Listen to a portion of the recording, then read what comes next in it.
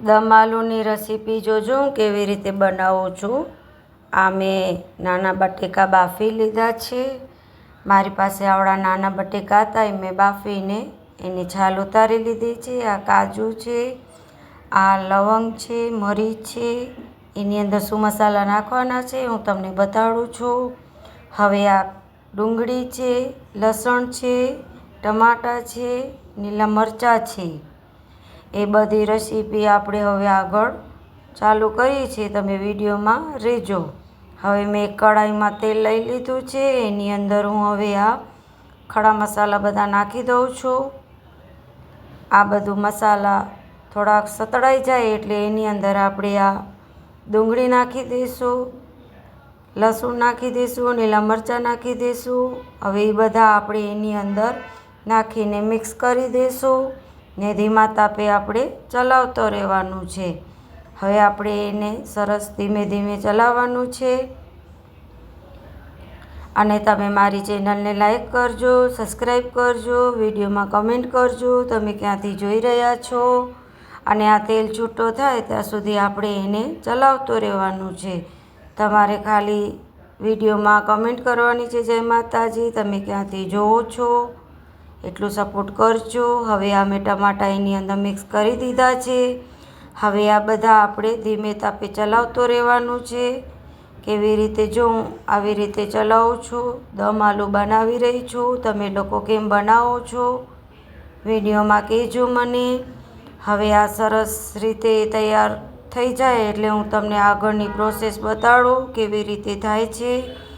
અને ખાલી તમારે 2 જ કામ કરવાના છે, એમાં પૈસા નથી લાગતા અને વિડીયો બનાવવામાં બહુ મહેનત થાય છે મિત્રો। તમને ખાલી કમેન્ટ કરી દેજો, લાઈક કરી દેજો, વિડીયો સારો લાગે તો શેર કરી દેજો। હવે આ આપણે તેલ છૂટો થઈ ગયો છે, એની અંદર આ ગરમ મસાલો નાખવાનો છે આપણે। હવે એની અંદર આપણે બધા મસાલા કરી દઈશું। આ મેં લાલ મરચું નાખ્યું છે, એની અંદર ધાણા પાવડર નાખ્યા છે, બધા મસાલા એની અંદર આપણે ધનિયા પાવડર છે, લાલ મરચું છે, એ બધું આપણે નાખીને ધીમે ધીમે ચલાવી રહેવાનું। હવે આપણે હળદી નાખી દીધી, એમાં મીઠું નાખી દીધું છે, એ બધું નાખીને ધીમે ધીમે ચલાવવાનું છે મિત્રો, બહુ ફાસ્ટ નથી કરવાનું।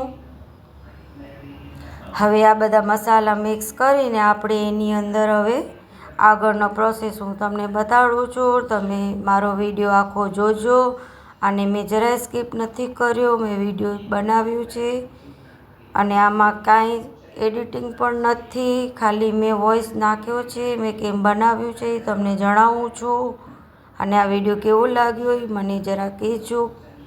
આવી રીતે બધું સરસ ચડી ગયું છે, બધા મસાલા પણ સરસ ચડી ગયા છે। હવે એને આપણે 5 મિનિટ એને ઠંડુ પડવા દઈશું। હવે આ ઠંડુ થઈ ગયું છે આપણું। હવે એને આપણે એક મિક્સરમાં લઈ લઈશું। એ મિક્સરની અંદર આપણે એની ગ્રેવી બનાવી લઈશું સરસ રીતે। હવે આની ગ્રેવી બની જાય એટલે હું તમને બતાડું કેવી રીતે આગળ પ્રોસેસ કરવાની છે। દમ આલુ બનાવ્યા હતા, બહુ જ ટેસ્ટી બન્યા હતા મારા।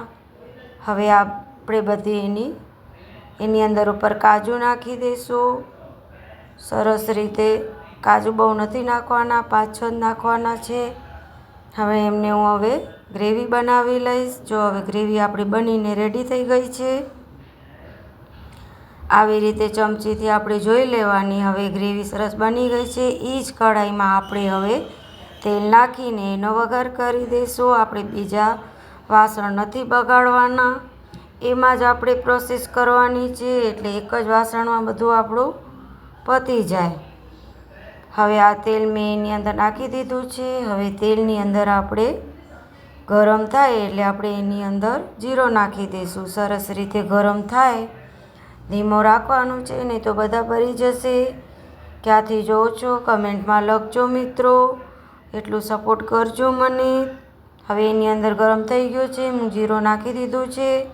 હવે આપણે જે આ ગ્રેવી આપણે બનાવી છે એ ગ્રેવી આપણે એની અંદર ઉમેરી દઈશું સરસ રીતે। જો ધીમો જ રાખવાનું છે, ફાસ્ટ રાખશો તો આ બધું સાઈડમાં બધું બળી જશે આપણું। હવે એની અંદર આપણે આ ગ્રેવી મિક્સ કરી દેવાની છે સરસ રીતે ધીમે ધીમે આવી રીતે ચલાવવાનું છે. તેલ છૂટો પડે ત્યાં સુધી આપણે ગ્રેવીને ચલાવતો રહેવાનો છે.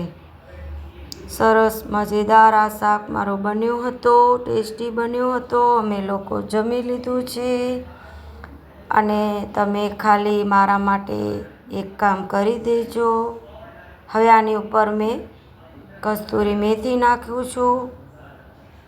ખાલી તમે લાઈક કરી દેજો, કમેન્ટ કરી દેજો, શેર કરી દેજો વિડીયો સારો લાગે તો. હવે એની અંદર આ બાફેલા મેં બટેટા નાખી દીધા છે. મારી પાસે એકદમ ઝીણા બટેકા નથી, આવા નાના બટેકા છે એનાથી મેં બનાવ્યું હતું, પણ બહુ ટેસ્ટી બન્યું હતું આ શાક મારો. ચેનલને લાઈક કરી દેજો, સબસ્ક્રાઈબ કરી દેજો. અને આપણે જે બહારની ક્રીમ લાવીએ છીએ અમે નથી લાવતા. મેં હવે મારા ઘરમાં જે મલાઈ હતી એ જ ક્રીમ એમાં મેં યુઝ કર્યો હતો, કારણ કે એ ઘરની મલાઈ હતી એટલે સરસ ટેસ્ટી બને. આપણે ઘરની મલાઈ યુઝ કરીએ તો બહુ સરસ કહેવાય. તમે બહારથી નહીં લાવતા, ઘરે હોય તાજી મલાઈ તો આપણે એની અંદર મિક્સ કરી દેવાની. સરસ આ પ્રોસેસ આપણો તૈયાર થઈ ગયો છે. જો કેટલો મસ્ત શાક રેડી થઈ ગયું આપણું. હવે અમે લોકો જમી લઈશું. ભાત છે, પાપડ છે, રોટલી છે, બધા સાથે આપણે હવે થાળી પીસીને જમી લઈશું મિત્રો. ચેનલને લાઈક કરી દેજો, ચેનલને લાઈક કરો, સબસ્ક્રાઈબ કરો, શેર કરો. વિડીયો કેવો લાગ્યો એ કમેન્ટમાં કહેજો. હવે આ શાકને આપણું આ બધું રેડી થઈ ગયું છે. અમે હવે જમશે અમારા છોકરાઓ, અમે પણ જમશું. મિત્રો તમને વિડીયો કેવો લાગ્યો મને જણાવજો.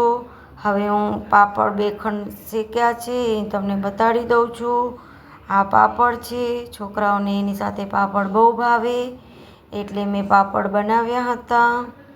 સરસ મસ્ત અમારો આજે ડિનર તૈયાર થઈ ગયું. અમે જમી લઈશું.